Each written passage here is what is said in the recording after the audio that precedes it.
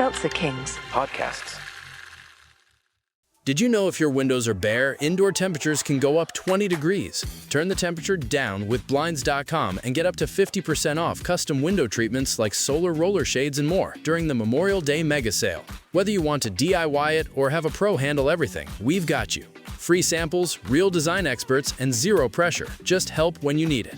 This is your last chance to shop up to 50% off site-wide during the Memorial Day mega sale at Blinds.com. Rules and restrictions apply. Whatever your thing, it could be anything. Canva helps you make that thing a thing. Canva is a simple online tool thing. It's a way to design with our magic AI tool things.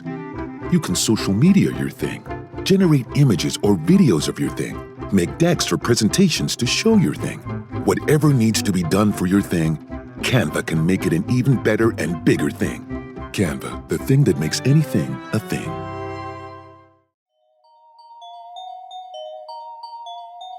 Real people making bold moves. Unforgettable journeys into life's next chapter. This is the Second Act Podcast. Every day is a new chance. Mindset on a new path. Anything is possible. Any limit I surpass. Everything is in my grasp. I got tunnel vision with a pickaxe. Life is more fun when you live like there's no strings attached. Here we are, John. What's up, man? For the first time, I'm so excited. For the first time, we're together in the same place, not split up by a computer screen. I know. This is the first in-person recording after 2 years with the Second Act. Incredible to be here in Beverly Hills, California at the Gravitas studio. That's right. And we've got an amazing guest for the first in-person episode. I couldn't be more thrilled to talk to him. Yeah. Why is it taking us so long to get here? How much time do we have today to go through that? I don't know. It's that would take a while.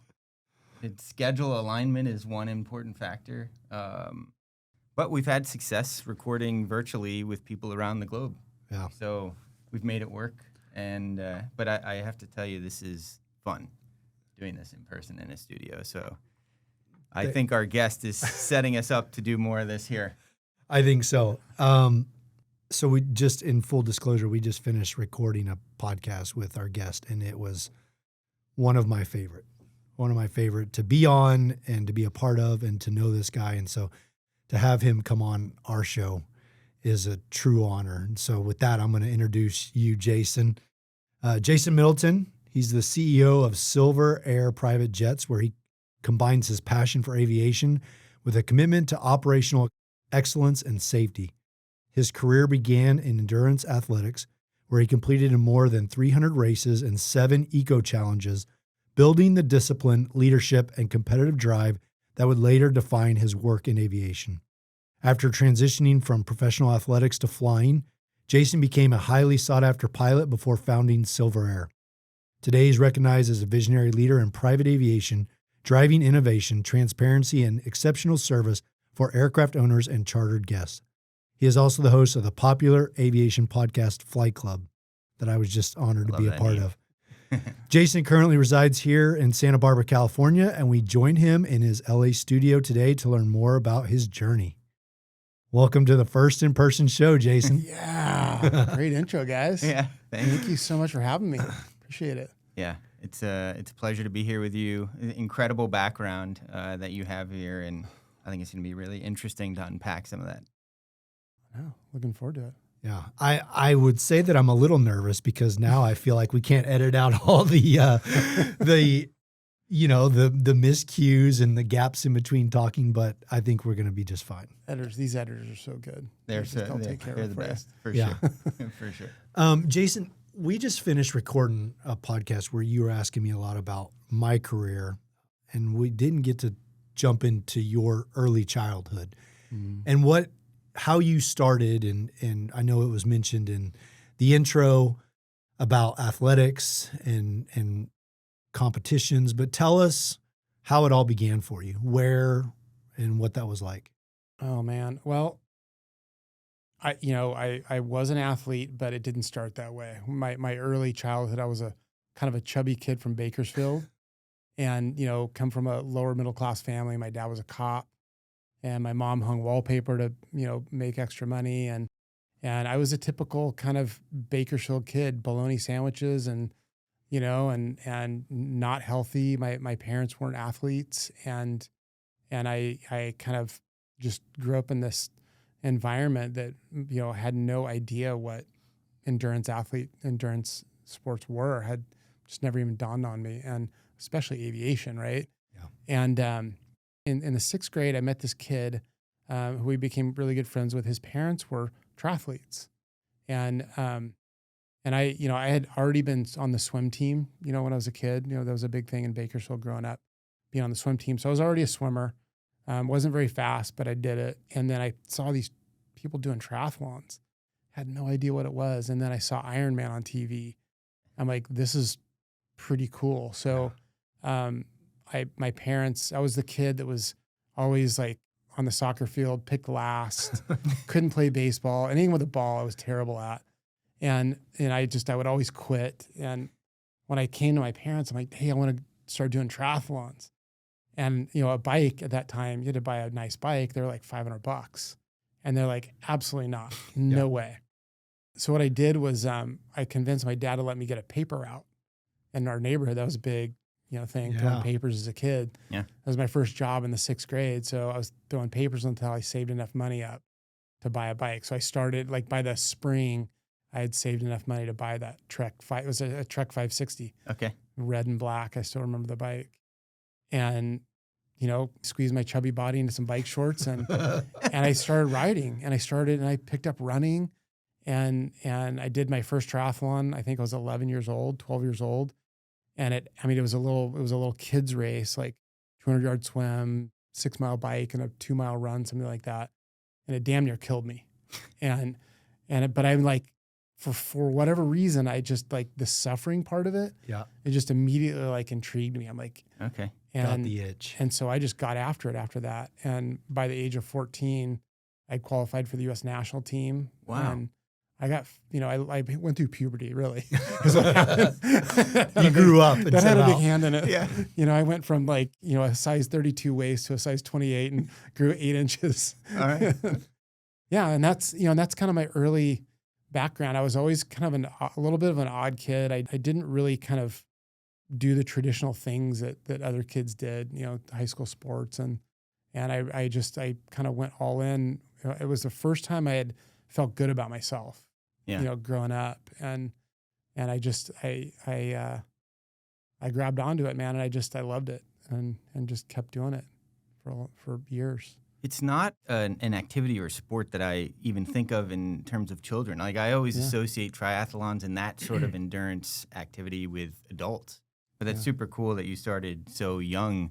Do you have siblings? And what were some of the competitive drivers that made you go from the chubby, awkward kid into this world? Well, all my brothers, I have 3 brothers. One passed away, but I have my 3 brothers growing up. They're all older. They're all great athletes. Okay. Mostly traditional sports: football, baseball, basketball. They're all. My oldest brother played a little bit in college. Okay. And then they were all great athletes, and I just wasn't like them at all. Very different kid. I was really bad in school. So all those things, like I think, I didn't have a lot of self-worth as a kid, and I think that, when I found something that I was good at, it felt really good for me. And that's why I'm like, it was like that rush that I'm like, hey, I can actually be good at this. I'm going to keep doing it. This is going to be my identity. And it really was as a kid, all through high school. I didn't really party much in high school. I'm like, I got to race. I was literally racing every single weekend. Wow. As a kid. I was on the swim team.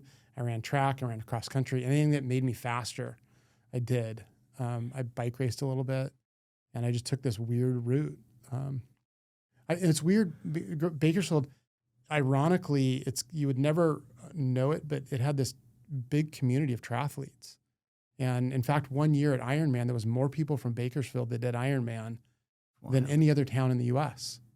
So it just had this really great community. It was a very nurturing community.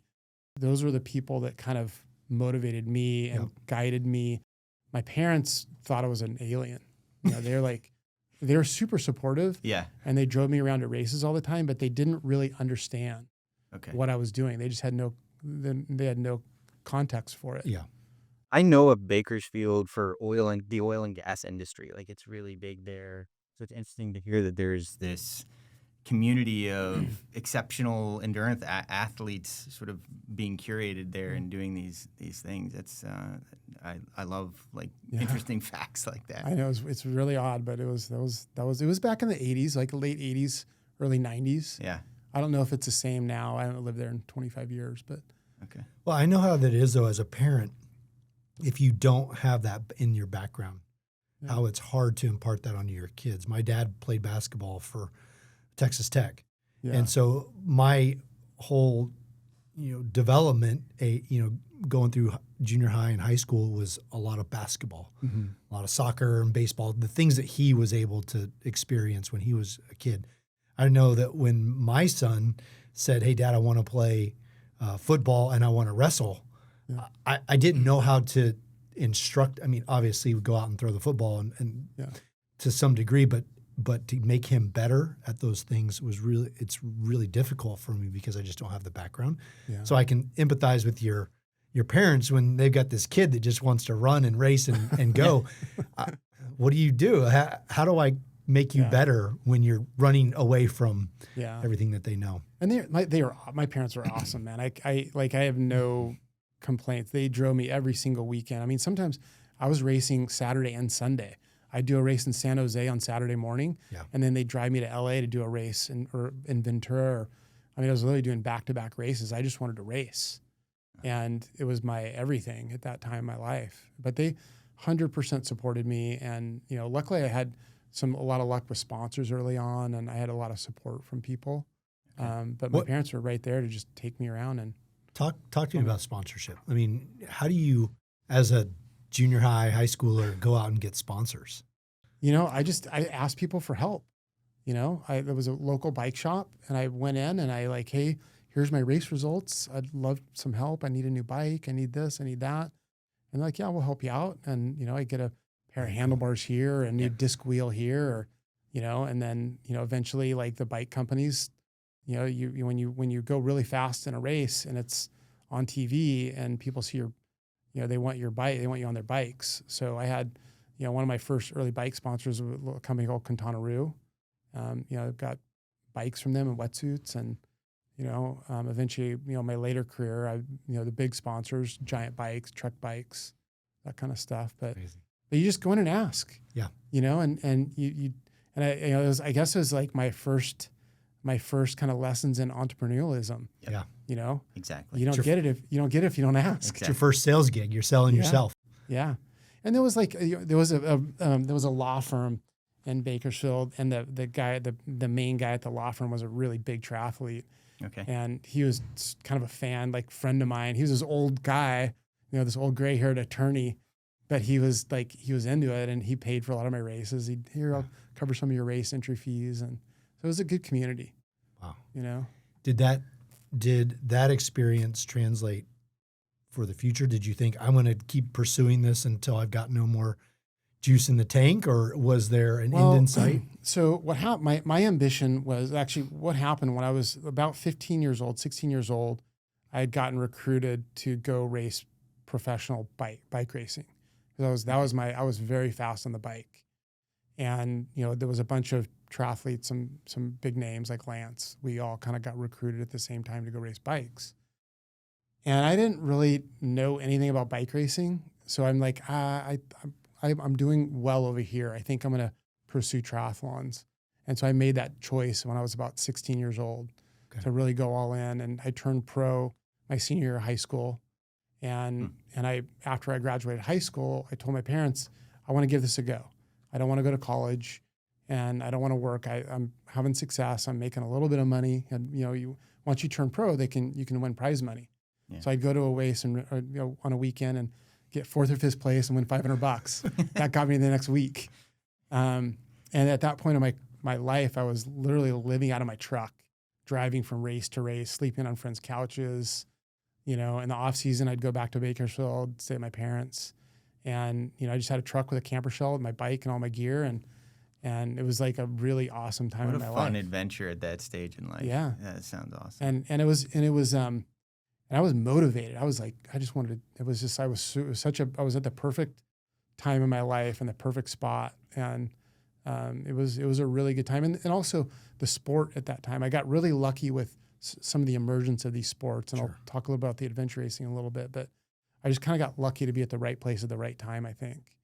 But then what happened was in my late teens, early 20s, things were starting to get like, things were starting to get really, really fast. Okay. Simon Lessing was getting in the sport. There was some really fast people. I was sort of the first early wave of professional triathletes, but then the really fast guys started coming out. And, we'd get off the bike, my distance, my specialty was the international distance and the last thing you do is a 10K run, 6.2 miles. And I was running at that time, if I had a really good day, I'd run 35 minutes, which is a fast 10K, Yep. Yeah. That's off the bike. And I was pretty competitive but then these guys started running 32-minute 10Ks, 31-minute 10Ks off the bike, like world-class 10Ks off the bike. And there's no way I could run that. I just couldn't. So I went from like doing pretty well in races to being like 20th, 30th. And it's like, I can't do this anymore. I can't compete. Yeah. And interestingly, at this moment in time when I was about to quit sports, athletics, some friends of mine called me from Santa Cruz, they're pro triathletes, and they were Ironman. They were the Ironman specialty people, like the long distance. Okay. And there was this new race that was coming out called Eco Challenge. Yep.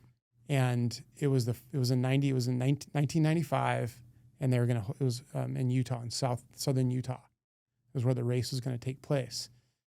And I didn't really know anything about it. They explained it to me. It's like, well, it's a multi-sport team thing we have to carry all of our gear, and it's like 6 to 7 days. We don't really know how long it's going to be. We don't really know what the disciplines are. Like really, this just seems really weird. So then they sent me a VHS tape of a French race called the Raid Galois. And it was of Mark Burnett, who was the founder of Eco Challenge, who went on to produce Survivor and Apprentice and all these big TV shows. Well, Eco Challenge was his first thing. Okay. And so he knew TV was the key to get this race off the ground. So I watched this videotape of the Raid Galois, and I'm like, I'm in. This looks really fucking cool. I'm in. And so we went and did it. That first race in Utah, I was 21 years old. I was the youngest person there. Everyone else was a lot older. And my body did really well. I mean, I suffered because, that race took us about 7.5 days. We slept maybe 10 hours for 7.5 days total. Oof. And we did 90-mile foot legs, like hikes. Yeah. Mountain biking legs. We paddled the whole, like the Green River all the way into the Colorado, all the way the length of Lake Powell. That's like hardcore. It was gnarly. Rock climbing, and it was so hard. And when I finished, I'm like, I'm never doing that again. That's insane. Like that was just so painful. I'm never doing that again. And then about a week later, I'm like, I'm ready to do it again. Let's go. I love it. And so I was on that same team for a couple of years, and we had moderate success. And I'm like, God, I really want to be competitive at this. We were like top 10 maybe, but we weren't super competitive. And then I started there was a bunch of other races that started popping up, and at that time, we weren't really making a living at it. The money wasn't there. The TV was there, but our team wasn't very successful. And I'm like, I want to make a living doing this. So what I did, Mark Burnett was a friend of mine at the time, and I called him like, hey, can I come meet with you, just have coffee? So I sat down, I'm like, how do I get sponsors? Was my question. And I had this big sponsor deck. It was like hundreds of pages and just like this elaborate thing. And he looks at me, he's like, Jason, he's like, why are you, like, no one's ever going to look at that. He's like, you should say, here's one page. Here's what I'm going to do for you. I'm going to get on this TV show. I'm going to do this. I'm going to do this. And tell them what you need. And then leave it at that. One page. Yeah. I'm like, really? And then like, if you think back, when I used to walk into the bike shop and ask for thinking sponsor, it was the same thing. I'm like, I've overcomplicated this. So just keep it simple. yeah. And so I got in contact with a marketing firm that was working with Earthlink Internet company at the time. and they were the only reason they called me is because I lived in Santa Monica and they were in Santa Monica too. And so I went in and I pitched Earthlink Internet on sponsoring my team. I wanted to start a new team. I want to bring in top athletes. I want to be a professional. I want to do this. Here's a series of races I want to do for the season. We're going to run this like a professional organization. And I'm like, and if you sponsor me, we're going to be on the cover of TV Guide magazine. We're going to be on CBS 48 Hours, and we're going to be featured on Discovery Channel if you sponsor us. And it's going to be Team Earthlink. So they're like, I'll tell you what, if all those things, we'll sponsor this one race, and if all those things happen, we'll talk about a long-term contract. Wow. And so I had none of that shit set up, by the way. But that's good motivation. Yeah. I had none of that stuff set up, by the way. And so they gave me a bunch of money, not a bunch. It was like, I don't know, 50, 60 grand. But I went to the best athletes I could find. And I'm like, come do this race. I'm going to pay you what I can. I'm going to pay for everything.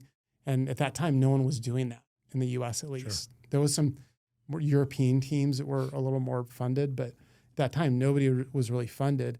So I recruited some top performers, people who have won Eco Challenge in these big races. And we went in the next race and we did great. I think we got 4th in Eco Challenge and we won a couple of big races here in the US. And all of those things happened. Wow. We were featured in 48 Hours. We were on the cover of TV Guide and we were on Discovery Channel. So I went back into Earthlink and I said, I want a 5-year contract, Okay. $1.5 million a year. And I'm going to run 2 teams and we're going to do like 30 races. And that's how that was like when my really fun part of my career started in adventure racing. Jeez. Yeah. I don't have a story like that, but that's incredible. Nor do I, but I think you guys have some pretty good stories. Let's be honest here. We're not. I'm thinking back to that point where you're seeing other athletes move ahead of you, right? Get faster and do better at races. And you're at a place of contemplation. Yeah. That you could have walked away, said, it was a great career. Let's try something new. Let's try the second, let's move on to, Yeah. or you could have, or you did exactly what you did, which is adapt. Yeah. And what stands out is how when you were in junior high or elementary and you're going to get sponsors and you're selling yourself, how that translated, just a bigger stepping stone to where you were in your early 20s, doing the exact same thing, just to a bigger degree, and how everything is a building block for the next thing. Yeah. That you learn along the way. Yeah. There's 2 sort of things that stood out from your story for me. One is asking for help. That's been sort of a lifelong lesson that continues to serve people I know and people want to help out other people who are trying to do big, bold, ambitious things.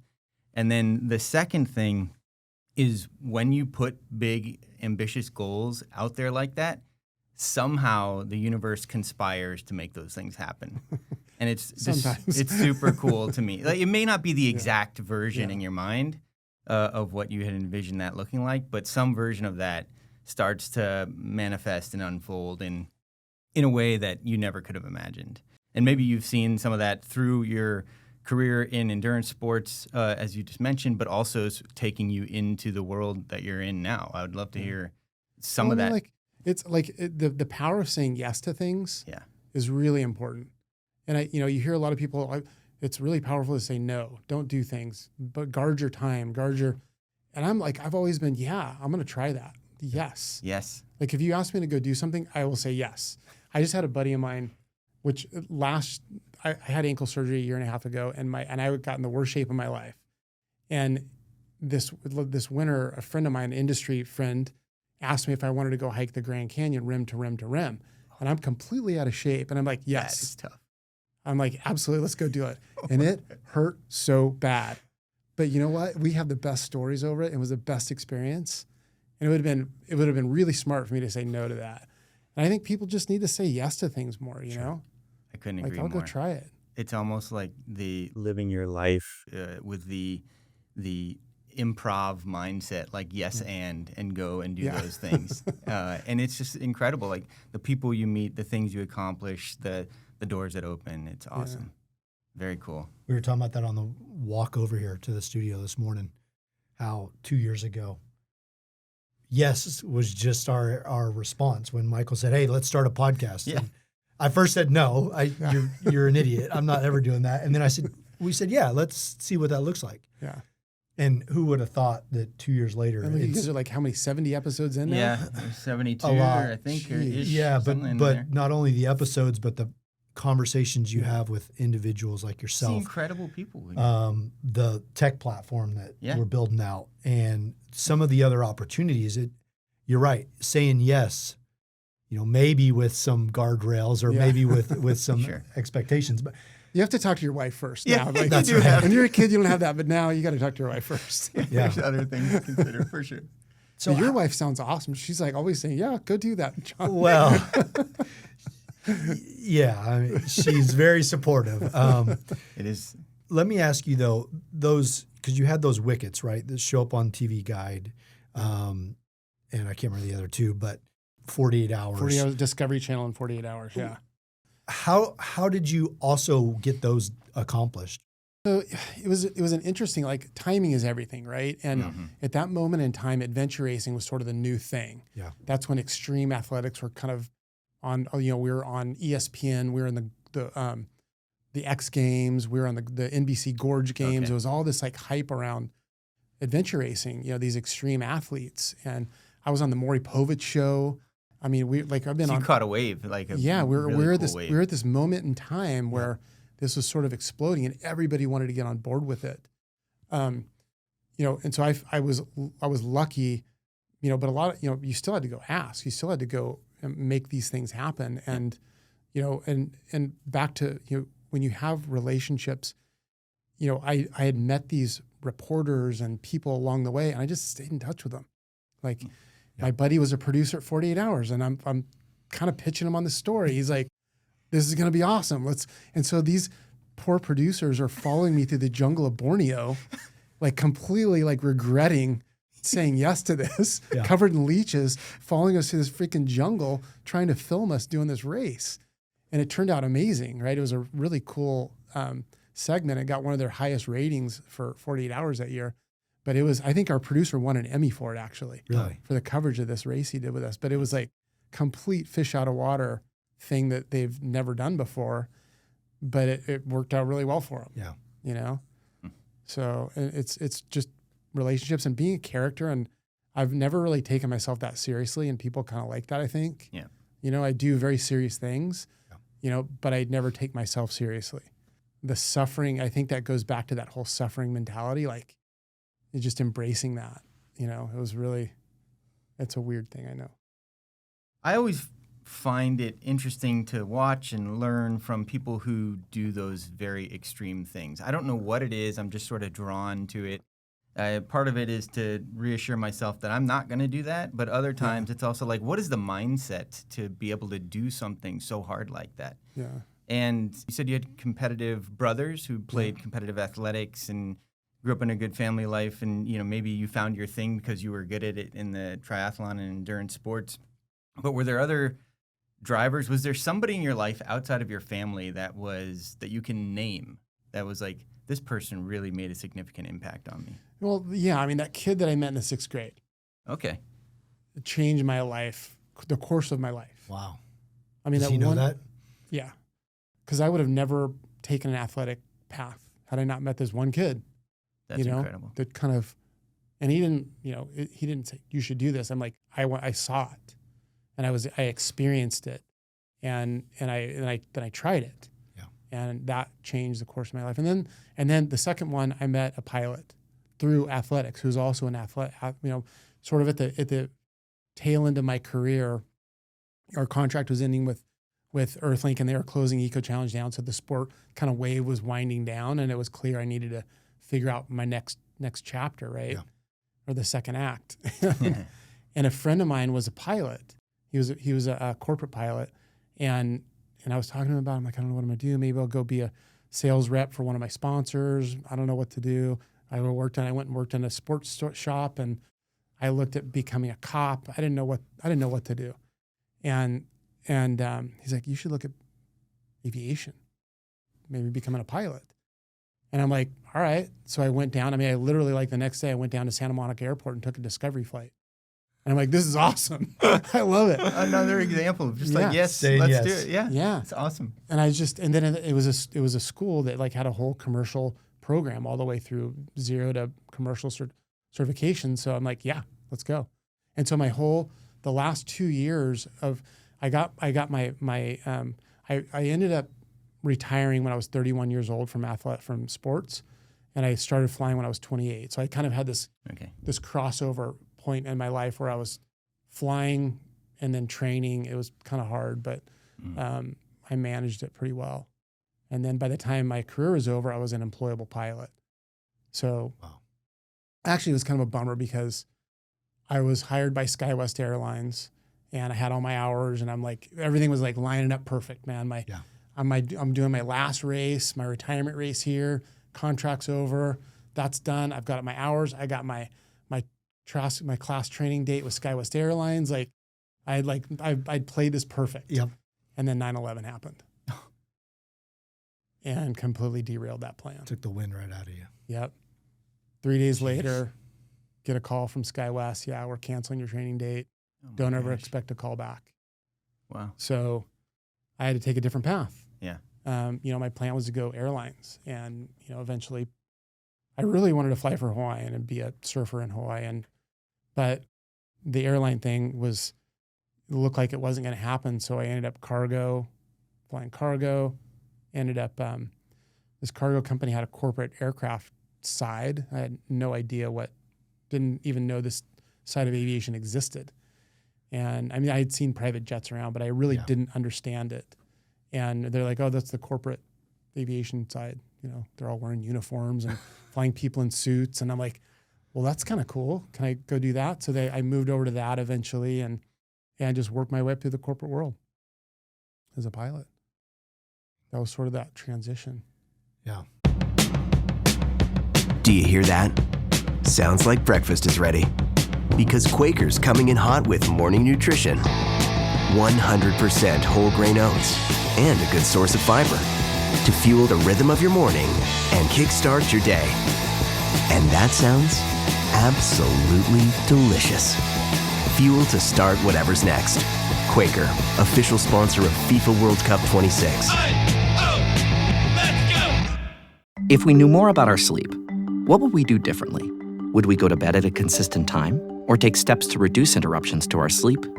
With Sleep Score, Apple Watch measures your bedtime consistency, interruptions, and sleep duration. Then, every morning it combines these factors into an easy-to-understand score from 1 to 100. So you'll know how to take the quality of your sleep from okay to very high. Know your sleep score with Apple Watch. iPhone 11 or later required. I'm glad you brought up Hawaii because I want to know about this surf trip in solitude that you take. It's out there on the internet. I found it. I would love to learn a little bit more about this grinding mentality that you have that's in a community and you've got your amazing family, but they're to disconnect and be out there with the waves on your own. Like, tell me a little bit about what's behind that. So unfortunately, I went through a divorce. Okay. And I was married for 18 years, and it was so hard, and it was like one of the outside of losing my daughter, which John and I talked about earlier on my podcast, but it was like the going through that was just such a hard thing, and I had gotten to the point in life where I was running my company. I was going through this divorce. I had my kids, and like my life was just, I felt like there was so much compression on me, and I was just like compressed, and I had nothing to look forward to, and I kind of broke a little bit, and I'm like, I have to get out of my life for a little bit. I have to do something completely out of my wheelhouse, and I'm like, I love surfing. I stopped surfing. I wasn't doing anything for myself. Yeah. I wasn't in shape. I was drinking too much. I was like not taking care of myself, wasn't doing anything good for me. And I wasn't showing up for anyone in my life. And, whether it was my kids, work or whatever it was, I was just showing up in a really bad place. I'm like, I need a complete reset. And I was just Googling things and surfing came up and I'm like, well, what's the coolest place in the world to go surf? What's the best surf spots? And I'd surfed in Hawaii and I'd surfed in Fiji and Tahiti, and I've travel surfed a little bit, but I'd never been to like the real good spots. And the best spots in the world are like in Indonesia. Oh, interesting. And there's one place in particular called the Mentawai Islands. They're about 80 miles off the coast of Padang, which is in the Western Sumatra. Okay. And it's literally the best surf on the planet by far. Wow. Waves there all the time, perfect, uncrowded. I mean, there's hundreds of surf spots everywhere. And you go to these little surf camps that are super basic, no air conditioning. You live in a bunk room with 3 other Australian dudes and all wearing Speedos. and you surf 8 hours a day. You're in a boat in the morning at 8 o'clock. You go to a surf break, you surf for 4 hours, back, lunch, quick nap, back in the boat at 2 o'clock and surf till 6 every single day for 10 days. Wow. I'm like, I'm just going to do it. I had never really done anything like that by myself. And I specifically wanted to do it by myself because I just wanted to get away from everything in my own life. Yeah. Mm-hmm. And I came back a different human. I came back a completely different human. I mean, I was so calm, focused, in shape, tan. My health was completely transformed in 10 days. Being in the ocean, there's this thing that is called, I like to do called earthing. And you like ground yourself to the earth. Uh-huh. And it does so much for your lymphatic system. It keeps your body just so much, it's like, the electrical currents in your body, the lymphatics, the salt, the electrolytes that get absorbed through your skin. It's so healthy. And I literally people didn't recognize me after being gone for 2 weeks when I came back. It was awesome. Wild. My skin was tan and it was wild. No devices, disconnected. No, out there's there, there's one no with internet. The earth, there's nothing. Nothing. It's nothing. Amazing. I mean, nothing. There's no internet. There's no. Yeah. Now they have Starlink and all that stuff out there, and it's all fancy. But 10 years ago, I think 8 years ago was the first time I went, and I've gone every year since. It's interesting you bring up earthing. I watched the documentary on that recently, and now my wife watches me go in my backyard and walk across the grass without my shoes on.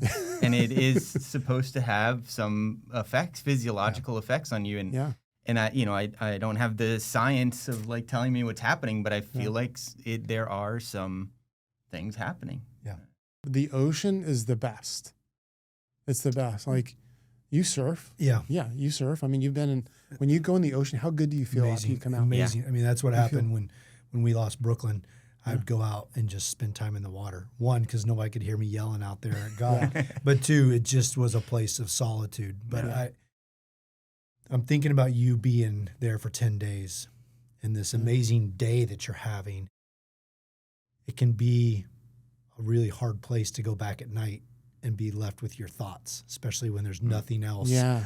Nothing else distracting you. So what is that like at night when you come back? What's interesting, I kind of I had a lot of fear taking that first trip because of just that, I'm going to be by myself in my head. I don't do well when I'm by myself in my head and I don't have something to focus on. It's not good for me. So I was pretty worried about that. But what happened was I got there and I was in the ocean for 8-9 hours a day, eating super healthy food with people that had no idea who I was. Yeah. They didn't know anything about me, just all new people. And by the end of the day, I was so physically exhausted, which is really good for me. Physically when you're paddling, unless you're in really, really, really good shape, paddling a surfboard for 8 hours a day, because I took a little watch that tracked my surf, the waves. It just tracks your waves and how much you paddle. 20 kilometers a day. Jeez. I was paddling. Wow. On a little shortboard. And when you're just physically just annihilated at the end of the day. So all I could do is get food in my mouth and go pass out and wake up the next day. So that was that's what I need. I need this extreme exhaustion just to, and just take all of my energy and put it out there and then just go out. I slept like a baby, you know, even if it was 90 degrees and humid and mosquitoes. Yeah. Dang. So you come back from that trip transformed, Yeah, you know, reinvigorated, transitioning from some big milestones in your life. And then what? yeah. And then, you know, it helps, you know, when you take care of yourself, you can show up better for everyone else in your life, you know, and I have a lot of responsibility. You know, I have 3 awesome kids. I've got over 200 employees at my company, and I'm responsible for everyone, you know, and I take that pretty seriously.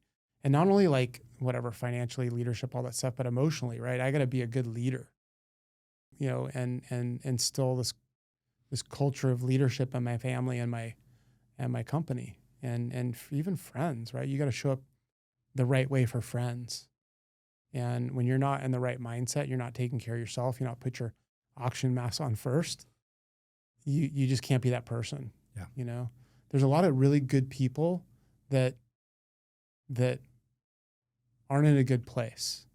Yeah. And they don't show up in a good way. Does that make sense? It does. You know, I don't know.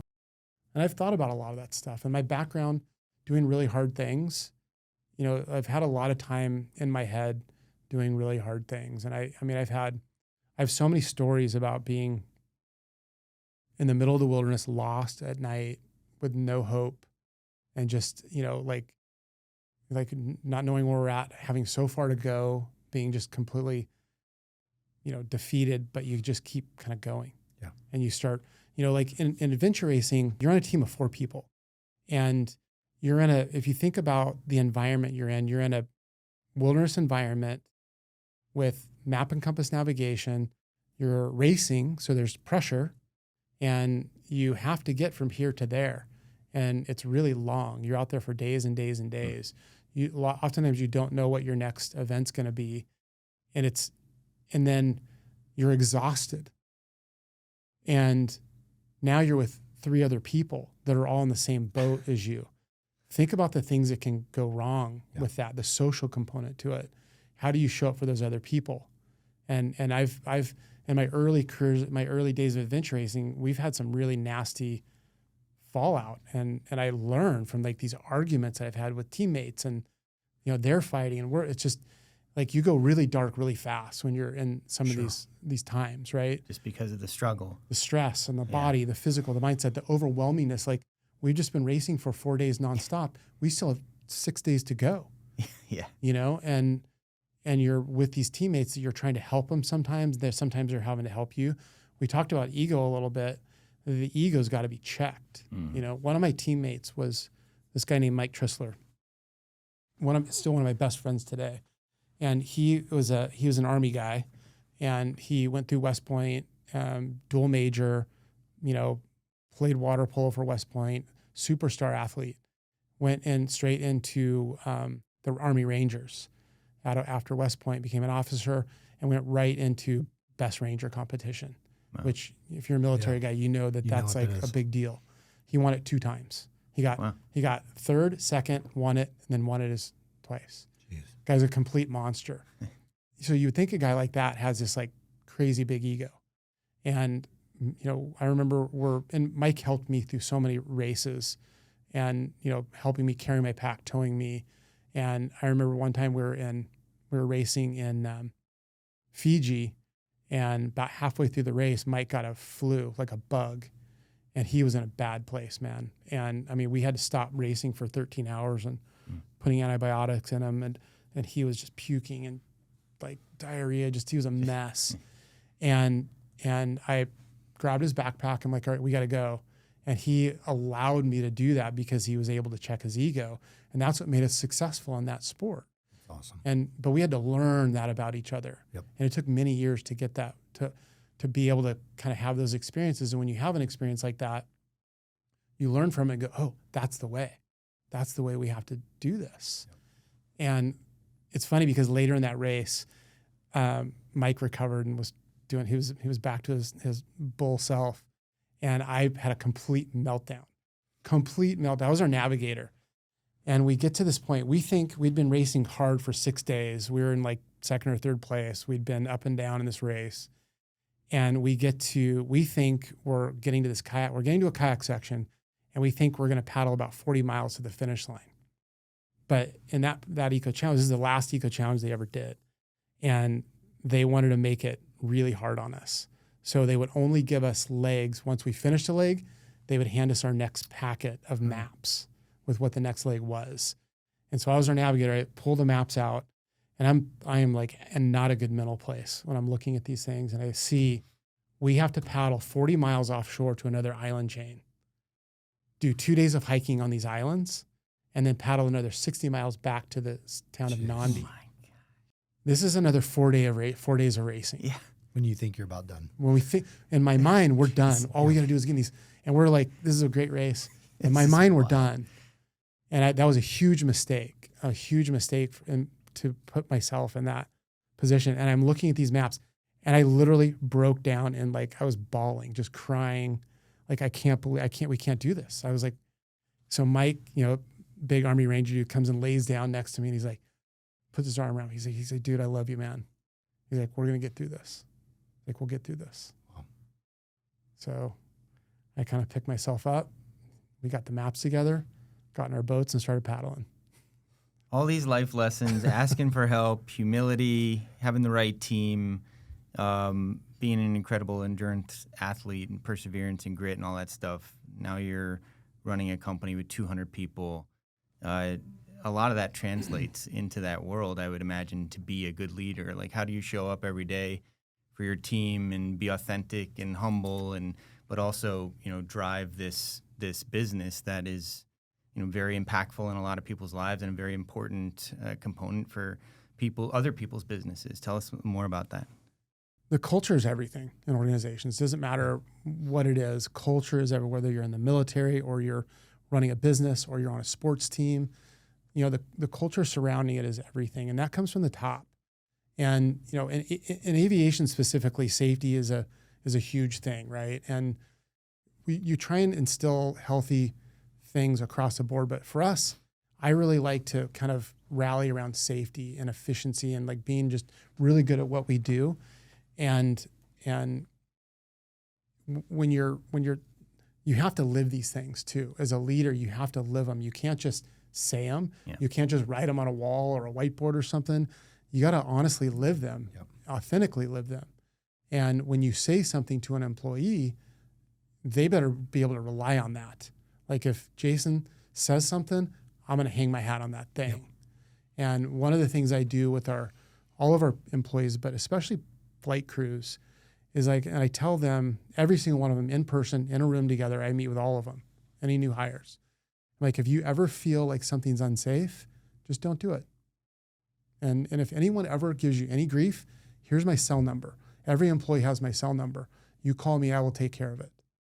And I've only had to do that a few times over the years. But when you lay that anchor in for your employees, they Jason has my back from the top down. And when you have things as critical as aviation, it's really important to have that sort of leadership, trust in leadership that they're going to have you. So that's kind of been a big driving force for me. And then we don't get it right all the time, but you also you have to adapt. If you don't get it right, accept you're not doing it right. Yep. Like, hey, we kind of completely got this wrong. Whether it's a system, a process, maybe it's a manager we hired. It could be the wrong person. Don't be afraid to make changes really quick. Yep. And I learned all of that from my adventure racing days. Like, hey, we're going the wrong direction. We got to turn around right now and go back in the right direction. I learned all of that. Yep. And so I carry that today. We've talked about the OODA loop many times. The OODA loop? OODA loop. What is the OODA loop? John will share it with you. I've learned about the OODA loop. John Boyd, Air Force colonel during Vietnam, created the OODA loop. And it's essentially figuring out how to beat his adversary, right? And so the OODA loop is orient, observe, orient, decide, act, right? Yeah.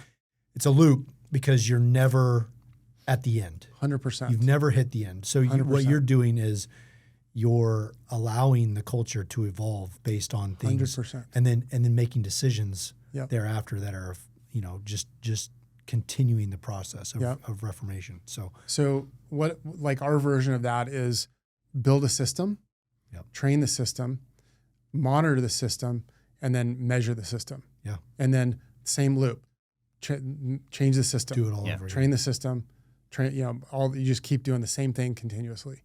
Yeah, know? it seems like you've lived the OODA loop your entire life, like just adapting at each stage and going through these hard things. And I'm sure through each stage things haven't gone quite according to plan, and especially like as you were just giving that example with navigation. And I'm sure there's examples in your business where things didn't quite go right, and it was all hands on deck, and you got to figure that out. And I think that's maybe the foundation of the OODA loop is like, I have this plan, but I'm just going to continue to iterate to get to my objective of whatever that thing is. 100%. A lot of times people fail in the evaluation of things, right? So you develop a system, train it, evaluate, and then adapt. Like the evaluation of things is often missed. Super important, right? You can't improve something unless you measure it. It's hard to measure some things, but you can measure a lot of things. Yeah. So we try and measure a lot of things. You got your pilot license, and then you found yourself in this world that you're in today with Silver Air. Like, what's that transition? I left a little of the story out there. I'm You just did. curious how that mapped. Well, I was as corporate aviation goes, which John's in this world as well. Airplanes come and go with these. We all work for owners of aircraft, right? In the corporate aircraft world. And if their business isn't doing well or their financial situation isn't well, first thing that goes is the airplane. Actually, the first thing that goes is the yacht, then the airplane. And so I had kind of worked my way up through some jobs, and I was a chief pilot at a couple of Part 91 deals, and I was working. My last guy I was working for was it was right around 2007, and he was a real estate developer, and I saw the market. I saw him starting to like not do well because I was with him so much. I'd fly him to all these things, and I also saw the market on the aircraft were really, really high, and I told him, I'm like, hey, Mike, if you ever decide to sell this airplane, you might want to do it right now. Okay. Because it's the top of the market. And he's like, why do you say that? I'm like, well, the market's really good. I think it's going to go down pretty soon on these airplanes. And I'm just like friends that are buying and selling airplanes. And, this isn't my world, but I know what's going on. And he goes, well, why don't you put on the market?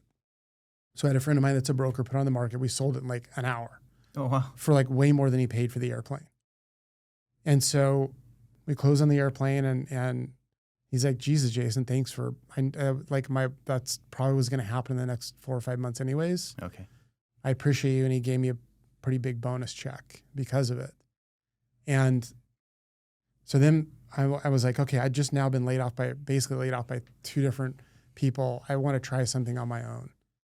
And a friend of mine at the time in Santa Barbara was kind of he was kind of on the same journey. And so we just kind of got together and like, hey, he was a pilot. What do you think about buying an airplane and starting a charter company?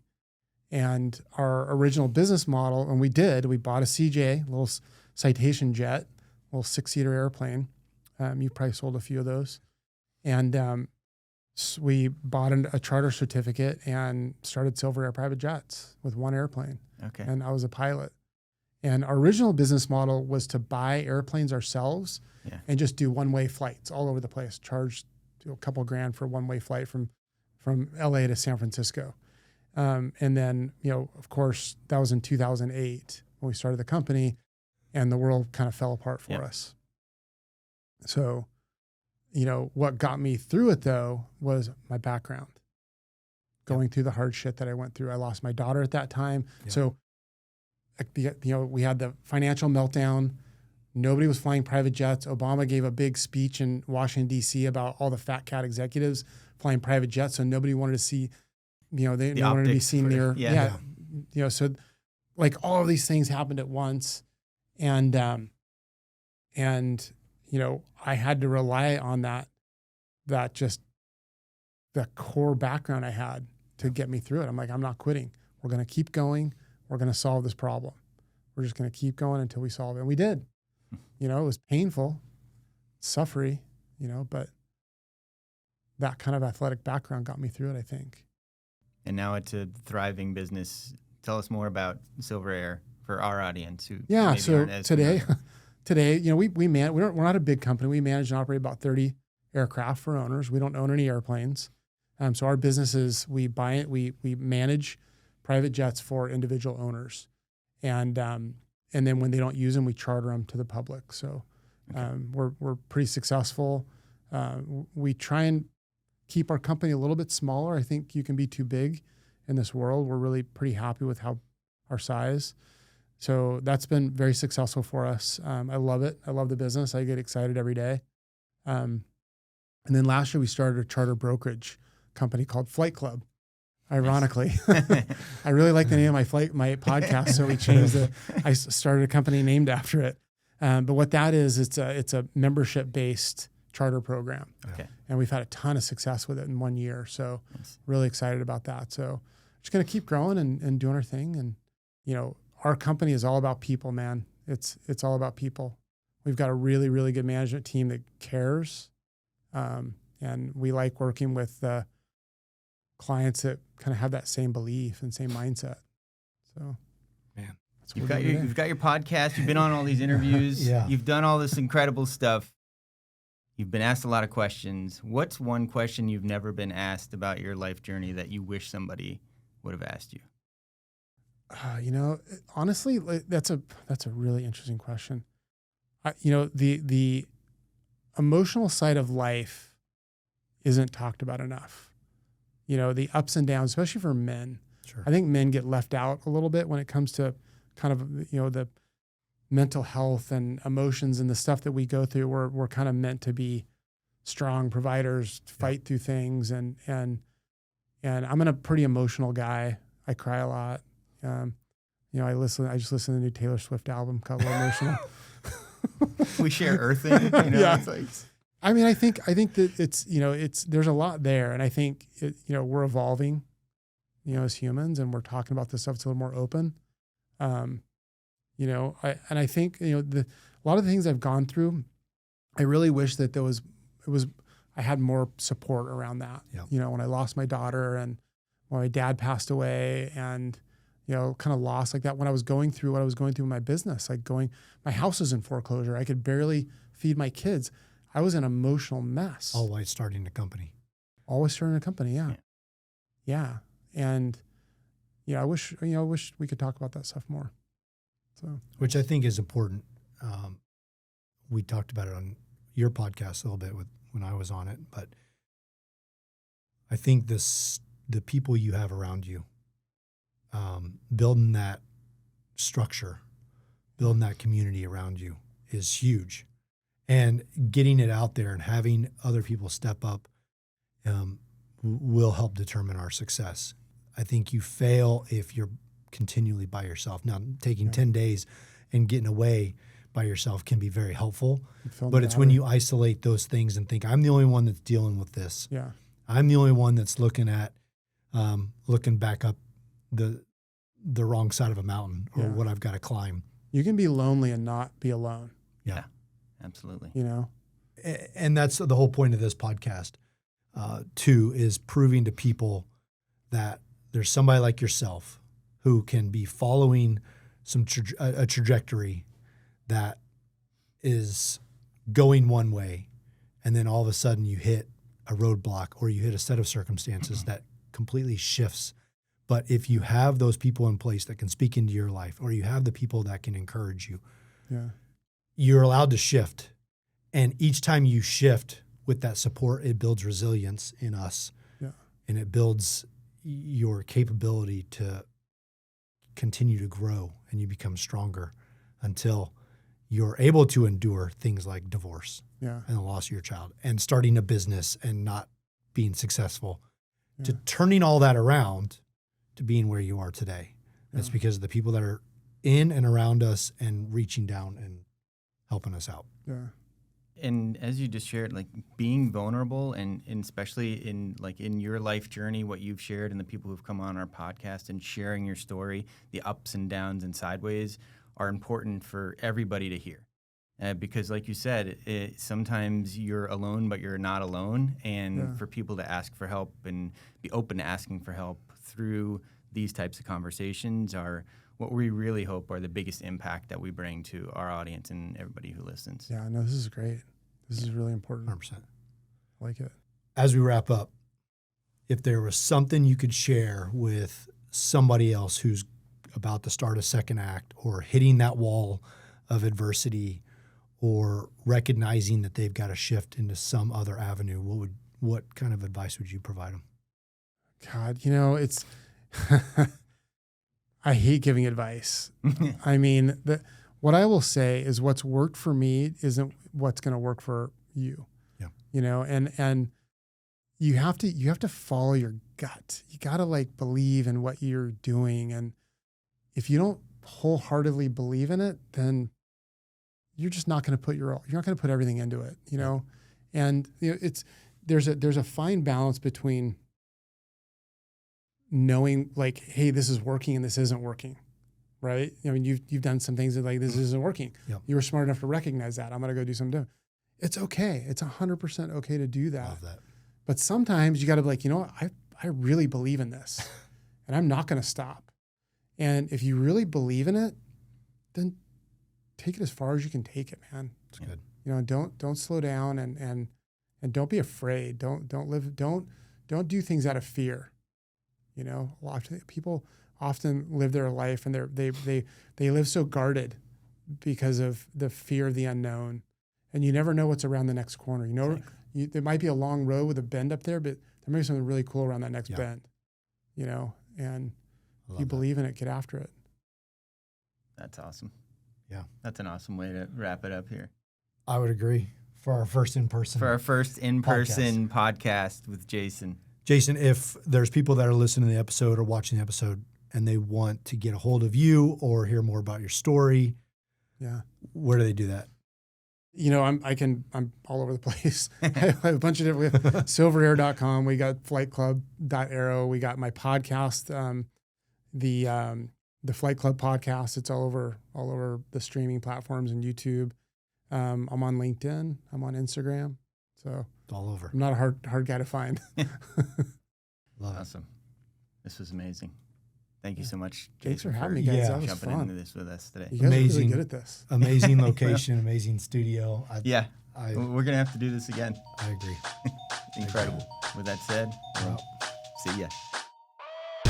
The Second Act with Michael and John stars Michael Newborn and John Ballinger. The podcast is produced by Seltzer Kings. For more information on the show, check out thesecondactmovement.com, or if you'd like to get involved in the conversation, give the guys a shout on their socials at The Second Act Movement on most platforms. Thanks for listening.